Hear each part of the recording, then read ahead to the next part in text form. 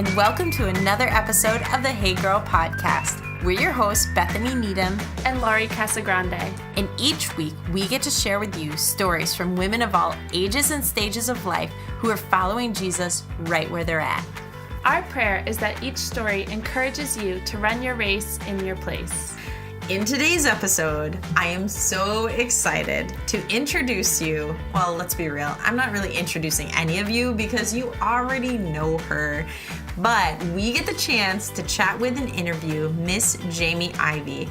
If you happen to be living under a rock and you've never heard the Happy Hour podcast before, then you should definitely stop listening to Hey Girl and go check it out, because this is the podcast that inspired the very podcast you're listening to. Yes, that's right.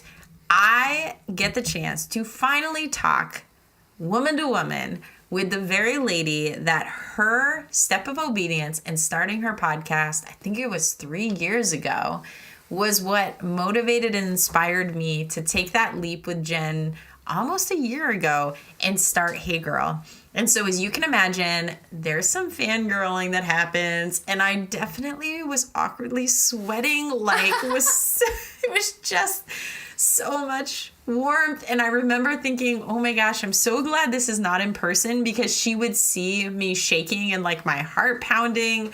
But I did my best to try and play it cool. But it was a good time. And here's the thing. I love introducing people to new people that I know they're going to love. And I got to do that with Laurie, because you had you listened to the Happy Hour before? I do live under a rock, so fortunately the answer was no. But I went from 0 to 60 with Jamie. She spoke to me so much. I was driving to work. There was like a huge skyline that I was looking at, and I was just like, trying to write down all these notes while driving. But I think that's more safe than texting. So I became a super fan of Jamie, and I can see why she inspired this podcast. And she is just so amazing, and so impressed by her. She's pretty awesome. And I will say, for those of you who have heard of her and you're listening like, how in the world did you get Jamie Ivey on your podcast? This is a testament to Jamie, okay? We asked. But literally, that was it. There wasn't any kind of hoops to jump through or craziness. It just was a conversation, an email sent, and she's like, absolutely, I'd love to. And so from that, just from the very start of planning this, straight through the conversation, Jamie's so down to earth, so fun to chat with. It was such a blessing, and I cannot wait for you to hear this interview. So without further ado, Laurie, we'd like to introduce you to Jamie Ivey.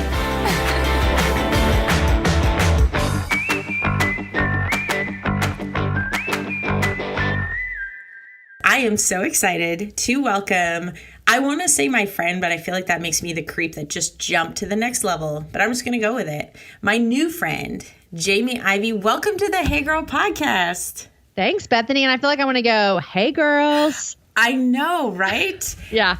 Real talk. People ask, like, how did you get the name? And legitimately, the point of this was as though you're sitting and talking to your friends. And I jokingly was like, we should call it Hey Girls, because I say that all the time. And then we're like, no, we can't call it that, because when you look that up, FYI, make sure you get the right one. They're generally pretty, it's more like, hey girl, hey. Yeah, you don't want that. This is a different kind of show over here. Oh gosh, yeah. Unfortunately, my husband misinterpreted when we were saying we can't do that name because it's gonna get mixed up, and just put it out there. So we were committed, but now I'm so glad we accidentally committed. So you're changing the narrative around, hey girl. Seriously, just make sure you click on the right podcast, or it will not change the narrative. Okay. Yes. Thank you for the heads up. Fair enough. So part of what makes it so special to have you on is, and I've probably shared this story before, but Happy Hour, which is your podcast, is the podcast that my girl Jen sent me that finally sealed the deal, convinced me that, I totally want to do this podcast thing. Like, this is so fun. And so without you even knowing it, God has used your obedience in doing the Happy Hour to really begin this ministry of Hey Girl that we've been at for just under a year now. Well, that is super honoring because there were people in front of me that did the same thing just like that. And so I think it's just an example of we never know what our obedience is going to lead, even play out other people's lives. Like you guys, you and Jen now have Hey Girl, and you might not have had that. Well, I hope you would have, but I helped you. I helped encourage you with that in some way or another just by doing my show. And so thank you. I appreciate hearing that. We definitely would not have Hey Girl without you. So there you go. You were like an honorary Hey Girl member. So I like that a lot. I'll take it. Yeah, for sure. Well, Jamie, I am positive that most of our listeners have probably heard of you, but for those few people that still live slightly under a rock, I thought maybe we could take some time and have you share your story with our listeners. And just a real quick, and we'll come back to this, it'll be in our show notes, but you actually just wrote a book about this, about telling your story, which by the way is a phenomenal book. I just want right out of the gate to say, listeners, if you're on here and you're listening, you're like, gosh, I've never heard of Jamie Ivey or the Happy Hour or what? She wrote a book. Pause the episode, The Beauty of Podcasts, right? First, go order her book. And second, go subscribe to her podcast, and it's going to change your life. It's going to be an amazing thing. Don't worry, we'll wait. You are so kind. You're so kind. Okay, pause. Come right back. Yes. Okay, now that you're done that, let's get to the story. Tell us a little bit about yourself.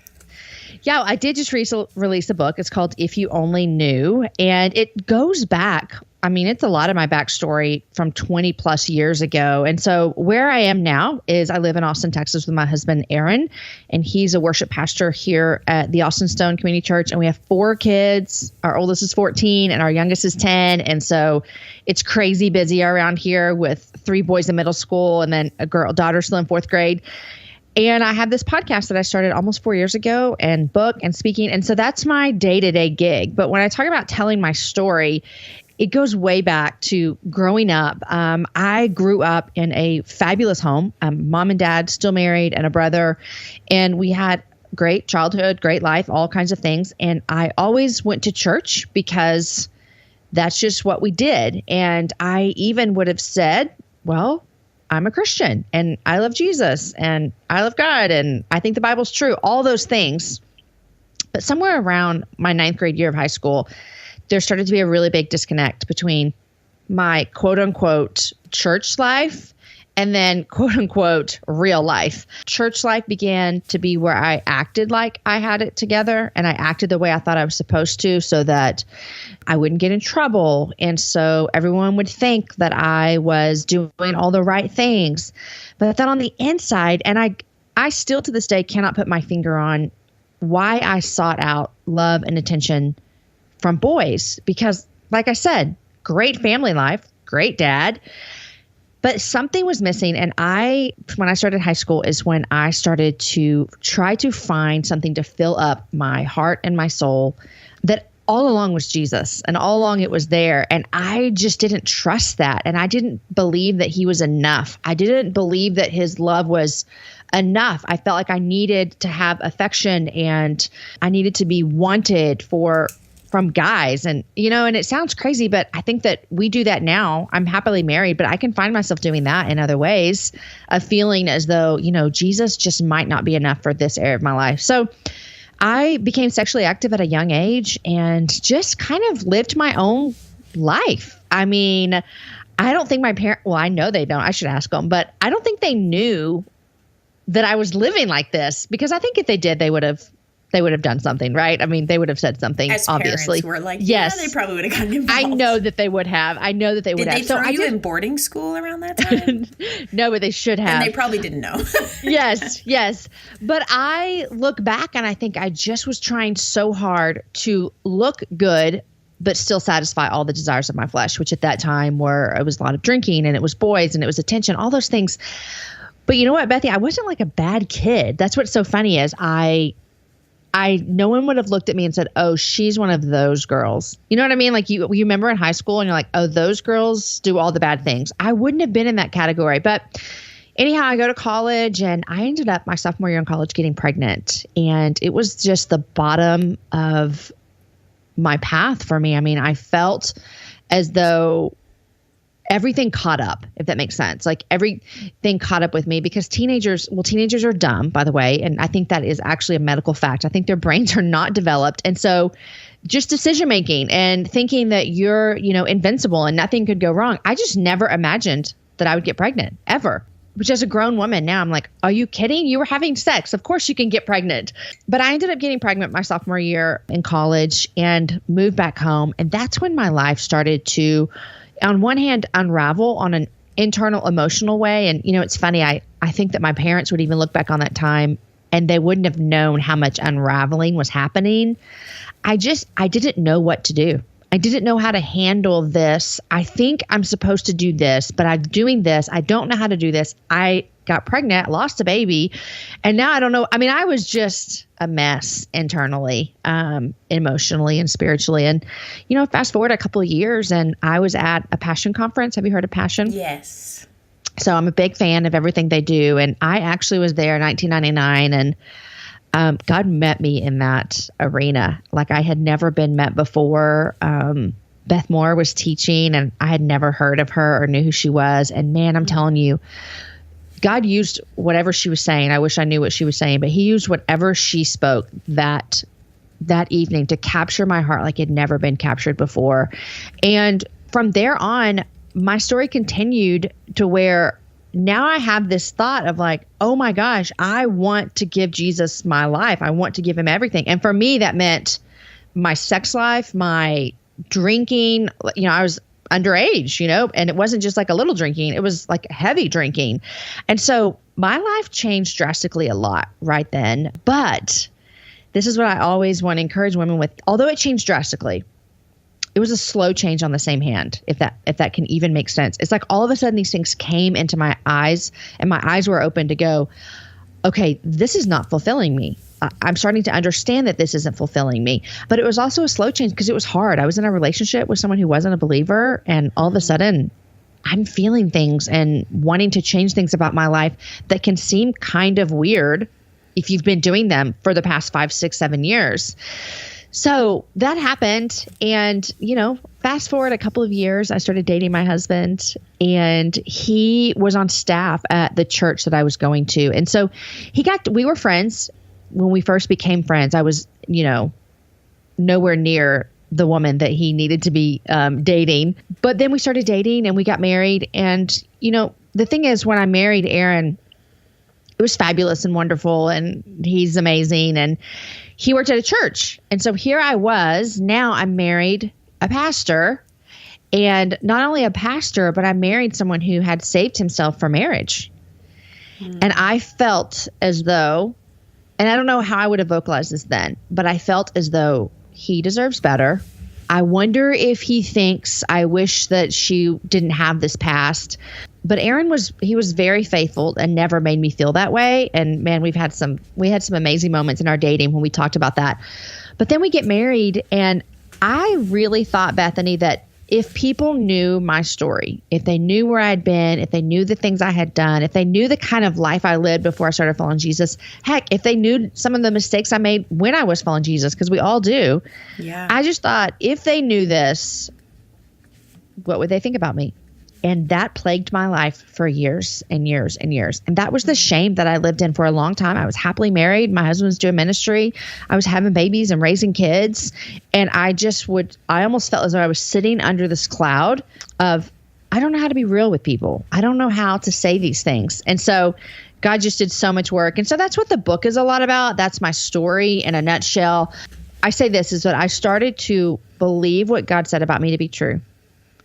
And I started to trust that what he said, he meant it, that he loved me, that he had a plan for me, that he looks at me and sees the righteousness of Jesus, even when I feel as though there's nothing righteous to see.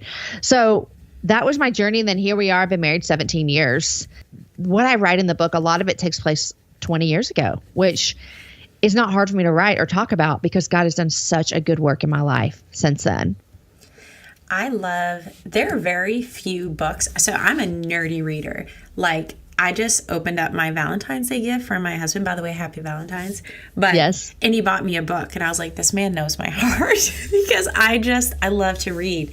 But there's not a lot of cases. And your book is unique in this, where the very title of your book, your heart immediately grabs hold of, because I feel like that is a story that so many people have either walked, and like you, they've walked it. They're kind of on the other side. They have changed the narrative. Not even that they've changed the narrative, but they've chosen to listen and trust the true narrative. Right, exactly. And shut down the other one.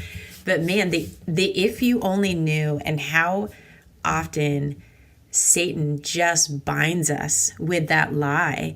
And I think part of what is hard, at least when I hear those words, and gosh, you telling your story, I'm like, I feel like we are kindred spirits, but in some ways all the wrong ways. The journey parts that maybe we shouldn't have in common, but here we are. So, and I just think of some of what builds that is the experience of, yes, what God says about us is true, and believing that he means it. But we do live in a broken world, and there will always be people that, if they only knew, would in fact reject us. But being able to even move in freedom through that, like, it's not even about the whole world accepting my crap. It's about the fact that God knows all of it, whether I say it or not, and the fact that he's fully accepted in love. I just think that's such a beautiful story, and it's universal. Like, I can't think of very many people that wouldn't see the cover of your book and be like almost like their own crap starts going through. Yeah, does that make sense? For sure. I should totally stop makes saying sense. crap. I'm gonna get like. It's okay. It's better than the alternative. So there you go. That's true. I think about this when I get to volunteer at our local jail, and I think about the girls in there. They're, if you only knew, we know, like, they're in jail. They have allegedly done something, and we now know about it. I mean, I may not know the specifics, but I know that there's for some reason they are, in jail. And so I feel like I relate to them a lot of ways because I hid it for so long. They don't have the option to hide it. But what happens is they can experience freedom sooner because it's just, I'm laying all my cards on the table. Here I am. Yeah. I walk on Tuesdays, and I already know that they are in there for some reason. So there's no cards to be hid. Here's what it is. And if I can look at them and say, man, it doesn't matter what you've done. It doesn't matter where you've been. God is not too far from you. You are not too far gone. And he loves you for who you are. Well, then that has to be true for me as well. And for you and for all your listeners who are not incarcerated, that our stuff is out there because God already knows it, like you said. And so it's on the table. God sees it all, and he still chooses to pursue us and to love us and to care for us. And so when you begin to believe that and trust that if God is like that, then do I need to fear what man's going to think of me? And again, easier said than done. I understand that. I promise. Right. But you do go, okay, well, if God says he loves me and God said he's going to forgive me, then I don't know why I can't talk to my girlfriend about this, because her opinion of me doesn't hold more weight than the Father's. And I think that is a process that you can start to learn and feel, but you have to do it to understand it and feel it. You have to take that first step of talking to a girlfriend and saying, okay, so I've never told anybody this, but when I was in college or whatever, or last week, or I'm having super unpure thoughts lately. But if you don't say those things out loud, number one, Satan will just come and attack and just use that against you. But number two, you don't get the opportunity to allow that other person to point you to the truth that God says. So I'm get on a soapbox about talking about our stuff with our friends. But yeah, I mean, believing and trusting that God's word is true is life-changing. One of the quotes that has been hugely powerful for me, especially in this journey of the podcast, and I'm sure you've walked through this too. There's the women that I interview, and then there's also me being willing to be vulnerable as the one interviewing, to not be like, how about you just tell me your junk so that I don't have to share mine? Right. Like, that's not what Hey Girl is about. But I heard this quote recently, and the man said, an untold story can't help anyone. And it would I literally almost stood up and just like, preach. But I was like, you just like spoke to exactly what my heart is in this, is if we just stuff it down, if we keep it to ourselves, if we worry so much about the filters, or I have to have it figured out before I can say it. Like, I just feel like there's so many things that we try and conjure or figure out. And so, but we never speak the words. There are so many people that it's almost like we're robbing not just ourselves, we're robbing other people of the opportunity to just be like, I mean, the whole Me Too movement, obviously that's very specific towards this issue with women, but across the board, that is such a freeing statement for people when you share something so vulnerable in your heart and someone, you know, anyone who's ever had a good talk with a girlfriend that you are just like, you're broken and you put something out and you have that feeling of like arms open. I'm the most vulnerable I've ever felt. And they look back at you with tears streaming and just like, girl, me too. Me too. It's just like the walls come down and you're like, wait, so I'm not alone. I'm not alone. Yeah. My husband led a communion with his team a couple of years ago, and I happened to actually be there for this event that they were doing. And it was one of the most special communion experiences I've ever had because we circled up into groups of maybe 3 or 4. Someone had bread and someone had the wine, and we would take a piece. And before we would take communion, we would kind of repeat some statements. And one of them was, I'm going to butcher this, but you'll get the point. One of the statements was, I'm not trusting God right now in this. And then you would say, but God has been faithful in this way. And then before you dipped your bread into the wine, everyone would say, me too. And then they would dip their bread and take a bite. And we went around the circle and everyone did that. And I can get emotional thinking about it because it's what you were just talking about of we're being vulnerable in a group of 3 or 4 people saying, man, I'm not trusting God with this, but I've seen him be faithful here. And although that might not be my same story, whatever you're not trusting him in, but man, we can relate to that. And so we say me too. It's like we're saying, we're here together. We're in this journey together. We're all on the same race, like not driving ourselves on, but we're running the race towards eternity. And we get to do that together with each other and spur each other on. And it is a beautiful picture when people can let down their guards and whoever they're talking to cannot put a guard up and can also go, me too. And you have me like all choked up as I'm like thinking through this, but you just even used that imagery of running your race. And obviously that's kind of our line we say all the time is run your race in your place. But these conversations, it's not an isolated race. It's that ability to look to the lane look to the lane to your right, look to the lane to your left, and not in a comparison, but just in a togetherness of, gosh, whether, I may trip and fall on my face over things different than what you trip and fall over your face. But truth be told, at some point, we are both face down in the dirt and we need the same grace and the same love and the same God. But he didn't put us alone. Like he gave us each other, which I just think is such a gracious, this to me, such an example of God's love and grace to his people is he gave us one another. And gosh, if we could just be that for one another, I love it. You got goosebumps and gets all excited. So here's the thing, Jamie. I'm a Real Talk. We actually have episodes called Real Talk episodes because people who know me in real life, friends in real life, would tell you that I have a broken filter. I'm not sure at what point it rusted and does not close appropriately. But I do wrestle with filtering because I'm a feeler and I tend to just be like, and this is what is on my heart or my mind or whatever. So here's my real talk. You're Jamie Ivey. For some people, they're listening to this. And whether it's, again, we could sit here and talk about like, oh, you're a normal person. And you absolutely are. But follow me. For some people, they're like, oh my gosh, this is Jamie Ivey. Like I've been listening to her on a podcast. And even at like a smaller scale, I feel that some people who've never met me but listen to Hey Girl are like, well, it's Bethany.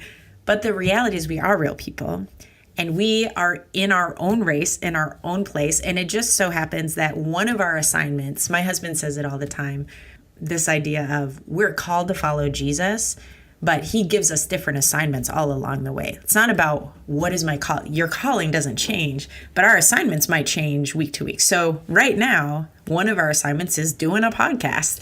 And so we have that, but also there's the normal everyday life. There's the wife, the mom, the things. Your life has things that you're excited about and things that are hard, just like the sister that's listening. And maybe she's sitting there surrounded by baby laundry, covered in baby spit up, thinking, what am I doing? Like, why do I matter? I just feel like there's power in telling that right now in your life. Yes, you do the podcast, you wrote the book, But what does your race look like? Like a day to day, the things that God's put right in front of you. First, let's start with what is something that you're really excited about? Something that just like, oh, I love this right now. Something that I'm really excited about. Well, there is a group of girls out here where I live, and my husband and I moved to this community about 2.5 years ago. We're still in Austin, but we were on the east side, and now we're like southwest side. And there's a group of girls out here that somehow I got invited to their Bible study on Wednesday mornings. And I've been going when I can. I missed it today. You know, I'm feeling like bad about it. Not guilty, but I feel bad because I missed them. But it's getting me excited because I get to step into this community of women that I only knew 2 of them before we started. And it's just a place for me to go and just sit and be with other women. And the reason that seems so common that some people do that, my kids are all in school. And so I work from home. So what that means is I could become a really big homebody, and that does not bother me one bit. I would never be upset about being at my house 24/7, 7 days a week. But I get a lot of people stuff because my kids, I got 4 kids and my husband, so I get my people fix. But this has been really, really exciting for me because it's me stepping out of my comfort zone because I didn't know these people. And that is a hard thing for Jamie Ivey, actually. And I went in just kind of with, I'm just going to show up and see what happens. And, I'm not the best attender because of work life and traveling and stuff. But when I go to sit with those women, I'm telling you, I leave so encouraged after every single Wednesday that I get to be with them. And so that's really exciting for me right now in my everyday life. I love that. I also love that if we were flipping through a People magazine, which would obviously be at the hairdressers, where I always look at People magazine. Me too. That the whole section of They're Just Like Us, it'd be like Jamie Ivey at a women's Bible study. I'd be rolling up in my pajamas with my She Reads Truth Bible study, walking into my girlfriend's house. That's what it looks like on Wednesday mornings. Yes. She just like us, y'all. She just like us. Yep. I love that. Well, okay, so there's always the good. There's the things we're excited, but it doesn't matter who you are in life. We all have things that are just hard. It's a hard part of the season that we're in. It's challenging, whatever. What does it look like for you right now? What are the things that are maybe the things that you're using that you're reminding yourself, well, this too shall pass? Yeah. We have 4 kids, like I've said, and 3 of them joined our family through adoption. And if anyone has been down that road, they know that it can be a difficult road sometimes. And I don't talk about that a lot publicly because it's just not my story to tell. My kids have their own stories, and man, I love my family and I would die for every single person in my family. But parenting has been hard over the past couple of years. I see so many lights at the end of the tunnel that it is such like, I could cry today because I saw a huge light last night. But parenting can be hard. So we're dealing with teenagers. And we're dealing with boys, and these boys are starting to like girls. But we're also dealing with some kids that have some hurt in their heart. Parenting can be a difficult thing for me because it causes me to need Jesus so much, which that shouldn't be difficult, but it is. Y'all know it is, if you know what I mean. But one kid in particular of mine, we don't connect the best out of all the other 4 kids. And you know what? There's nothing wrong with saying that. We do connect. It's just we don't connect the best. Right. And man, we have had some of the sweetest moments lately that I could just cry, and I thank God for them because I know that those moments are from Him, and I trust Him in those moments, just like I trust Him in the hard times when it feels darker. I trust Him in the light. And about parenting, this is going to be done because I went to the Star Wars movie with my kids. I went to Star Wars. Whenever it came out, I'm looking in my phone because I wrote this down. December. And December. Thank you. I'm still looking. Okay. When I think about, I in the middle of the movie, which I've only seen one in the theater, and then they showed me the one the day before we went, and I fell asleep in it. So I'm not a big Star Wars fan, but something did happen in that movie, and I got my phone out and wrote it out because we've had some hard parenting times, but we're in a super great place right now. I wish I knew who said this in the movie, but in the movie, the latest Star Wars, they said, if you only hope in the sun in the day, you will never survive the night. And it just made me think, man, parenting, marriage, work, whatever it might be, there are hard seasons and there are seasons where you just feel like, man, I've got some wind in my sails. I'm skipping through life. This is easy. This is good. And we know on the flip side, there are times when you think, what the heck am I doing? Why did God call me to this? I'm not equipped. I can't do this. And parenting is that for me. There are seasons where I feel like I am mom of the year, guys. And then there are times when I feel like I don't know why God thought that I could do this job. I am seeing so much light right now in a specific relationship that it is really, really, really encouraging to me right now. Well, I think honestly you answered it and even expanded to, yes, there are challenges, but just how joy and suffering or challenging can live together. It doesn't have to be all suffering and all hard. Yet another thing you would not know about me, but I do know because of your Instagram, I also have a 14-year-old son. And so as you're prepping the high school visits and everything, I'm literally over here like, me too. Hold me, Jesus. Hold me, Jesus. Yes. And I won't go into it because we won't have enough time, but I'm just going to say, we're going to have a Me Too moment that I feel like with my son in particular, there have been years where I'm like, man, I am killing this mom of a son thing. Like I'm going to be real honest, 13 and 14 are kicking my tail. And I'm just like, I've just had more tears and just feeling like I don't even know what the right thing to do is, like the right response. And so all that to say, I just very much appreciated that honesty, because that, yet again, another story that I feel like that's right where I'm at. And I have a 12-year-old daughter. She's coming right down the line. So I'm like bracing. Yeah. And I think it's hard to, like, on the parenting conversation is, I always think that, man, sometimes parenting is so hard for me, but I also think, man, I bet sometimes being a kid is hard for these kids. If they don't have the language because their brains don't work well, but they don't have the words to say. But I bet sometimes they're thinking, golly, this is a hard relationship with my mom right now. And we've all been there. And so for me, I'm like, man, how can I be a mom that can say, yeah, we might have had a hard month or something, but man, we are faithful to each other and we are in it. And man, I would walk through fire for you. My love for you is so deep, but it doesn't mean that it's not that it's a bad relationship if you have like a hard season, and we're talking about parenting, but we could put that in marriage, for goodness sakes, like hard does not equal bad. And so a lot of times we think, this is so hard, this must be bad. This is so hard, this must be wrong. And no, sometimes you guys, life is just hard. It is hard. But man, I just always remember that verse in Romans where God promises, that your suffering is going to lead to things. It's going to lead to endurance and perseverance and hope. And in every relationship that I feel can be hard sometimes, I'm just begging God, you are going to be true to your word that this suffering that we're enduring, or cancer or whatever it might be, God, you're going to produce something in me that could not be produced otherwise. And so I'm going to praise you in this moment.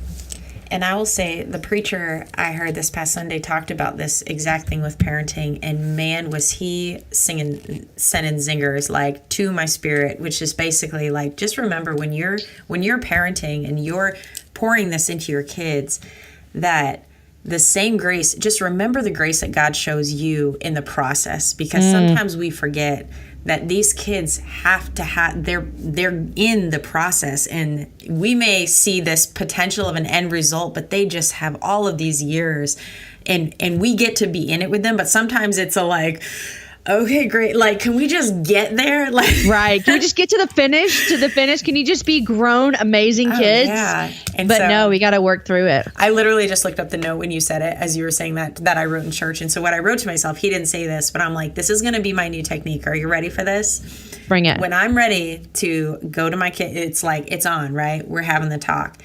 I have to first step away and go to the mirror and have that same talk with myself. And just take a moment, like, with God, and be like, am I saying this the way that you say this to me? Or am I, this is a Pharisee moment for me? Right. Yeah. I have a feeling this is about to transform my parenting. I may just throw away mirrors because I'm like, I'm done. You're like, I'm not going to the mirror today. I'm not going to the mirror. God, we ain't going there. Okay. I want to jump to our last question because I feel like we could talk forever, right? But obviously you have places to be. I got a sick kid at home today, so she's probably like, Mama. I need a popsicle, yes. Yeah. She's like, speaking of bad parenting, Mom, get off the podcast. And we talk about a lot of things, and I just appreciate hearing your story. But one of the things on Hey Girl that, for better or worse, we started asking this question in season 1, and it's kind of stuck with us, but it wraps it up well. What would you say, in your opinion, is the most superficial thing about you? About a year ago, maybe a year and a half ago, I can't remember, I got my lashes done for an event. And I thought to myself, I'll do this for an event. It's been a year and a half, and I have not stopped doing them because I cannot imagine myself without these eyelashes. Okay. So that's the most superficial thing we could ever say. But I cannot, I wake up, I don't wear mascara. If I had not a drop of makeup on my face, I would look awake and alive. And so, you know what? There's zero eternal significance in the fact that my lashes bring me happiness. Now, not true happiness and not lasting happiness. And it doesn't fill any hole in my heart, but it does make me happy. You know what? It's still true happiness. Just because it's not eternal happiness doesn't mean it's not real. Girl, real talk, we can be friends now because up until this moment, your lashes were like putting it over the edge. And I'm like, no. Because you thought they were real. Yeah. No, I know. People always be like, oh my gosh, how do you get such amazing eyelashes? I'm like, well, I pay for them every 3 weeks. So that's how I get them. Okay. Well, no, it makes me love you more. I've done it once and I'm with you. It's the most incredible, like to wake up and be like, bam. I'm alive. I'm awake. Here I am. So true. So true. I love that. And I think that's I don't think we've had the lashes yet that I know of. Well, Jamie, this has been so much fun. And I feel like maybe I could you're going to be my Texas friend. If you need a little East Coast Boston girl in your life, you give a call. I'll bring the sarcasm and I love it. It'll be a good time. So I love it. This has been so great. So fun. Well, thank you so much for being on the show. Thanks, Bethany.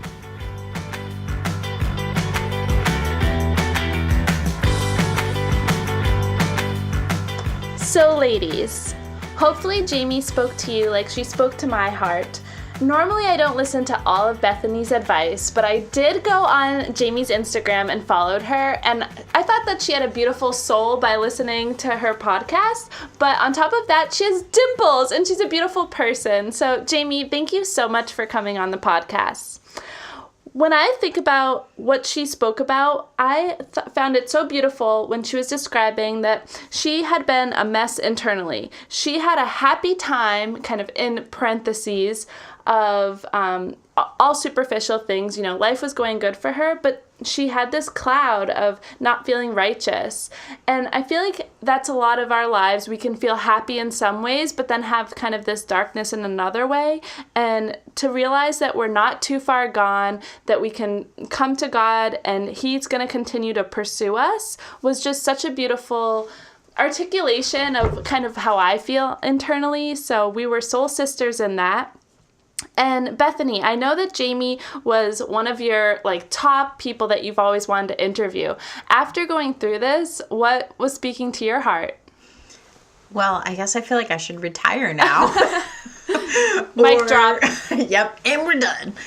She's written this book now. It's awesome. The If You Only Knew, which I think the cover, the title, all are actually really impressive to me. And I read a lot of books, and so I enjoyed that a lot. But just that she has written this book of her testimony of this idea of if they knew me, my journey, my past, my decisions, like would they really love me and accept me? And I think all of us go through that at some level, whether, at least for me, when I'm meeting new people sometimes, or I'm crossing over that from casual acquaintance to is this really gonna be a friendship? This. I have to interrupt you because my husband and I met Bethany and Andy through church, and we knew that you were heavily involved with church, so I think you do put people kind of on a pedestal of we're gonna go and hang out with them, but we gotta be on our best behavior because these people, they go to church every week and they're a part of the church.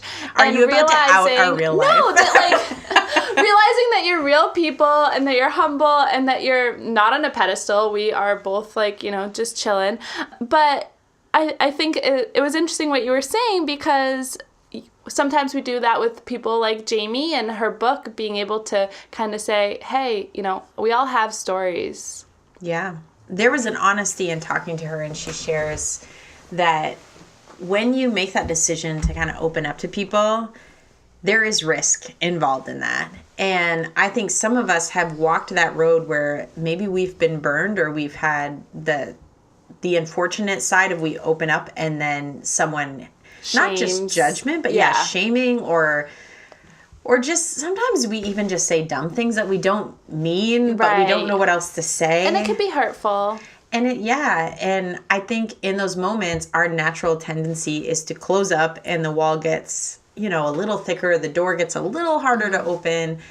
And just for her to be willing not just to share her story with a handful of people, but to put it in print, write it in a book, and release it to the world, the courage that shows, but also the freedom. Because that's what I thought of when I was thinking about her testimony, is that these are things, and she talks about them when she talks about her book. These are things that she's lived and she's wrestled through and she's worked through. And she has this freedom to be able to talk about them because of the work that God's done in her life. Mm-hmm. And because she came to this place where she started believing what God said about her was true. And I don't know about our listeners, but I just needed to hear that right now in this transition from being a church staff person, ironically, where I felt like in every beginning of relationship, most people knew me from church. I felt like I almost was like scared of the pedestal I knew I was starting on. Right. Like, hey, can we just get this pedestal thing out of the way, because you're going to be disappointed. Let's just do it quick. We're all perfectly imperfect. Right. Exactly. And now just being, it sounds terrible to say like a normal person, but like I'm not on staff at a church. Like a lot of people I meet right now are in the context of my work at the gym or in the community. And it's almost this fresh opportunity for me to practice living this truth out. Like, who does God say that I am? And how do I walk in freedom in that, regardless of my junk and my story and my weakness and the things that all of us bring to the table? Recognizing that in every arena that I choose to walk in freedom, that I choose to embrace, that even that is a testimony of who God is. Like, it's a reflection of, hey, this is something that God's done in my life. Why are you so happy? Like, oh, does nothing bad happen? Well, no. Like, I have a lot of junk in my life, but I have this incredible God who loves me so much and has given me this joy that I can't put into words, that isn't taken away when hard things happen, but that he shows up and he continues to build and to grow. And see, I'm kind of the opposite, because I feel like I grew up more normal in today's kind of American world. And so having faith in my heart, but maybe, being in the regular culture, definitely have done, some things that wouldn't be aligned with my values today. And so knowing those same people that I've grown up with and still being close with them and trying to share, this is who I am now, and struggling that line of like not wanting to be the weird one, or like, hey, a few years ago you didn't have a problem with, having too many drinks and now you do. So what's changed? And trying to show like, hey, there's something bigger than, temporary satisfaction on a, Saturday night or something. So I think it's interesting where you are coming from being in the church and now going to regular. I'm kind of came from regular and now I'm more in the church, and just high five on our way by. High five.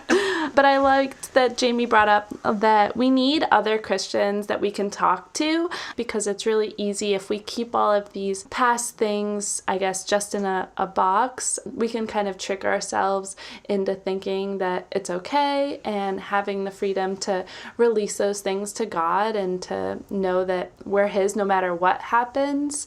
Yeah, and that community is one that has a voice into your life, because as much as I love Hey Girl and what we do here, this is like, yes, we're talking back and forth, but it's a one-way conversation. Like, for listeners, they're hearing this, but I can't look directly into their eyes and know what's going on in their day and speak to that specifically. Now, I love when God uses what we talk about, but even this kind of environment shouldn't be our only Christian circle. Finding friends that, and maybe you can't physically be around them, as in like, I really don't have friends close to me, but in this day and age with technology and FaceTime and Skype and all the things, like there really is no excuse left to why we cannot choose community with somebody at some extent, someone that can speak into our lives. And it's easy for us to have kind of in our heads a list of sins and like, well, this one's not as bad as that one. And, oh, I know a girl that did this. And,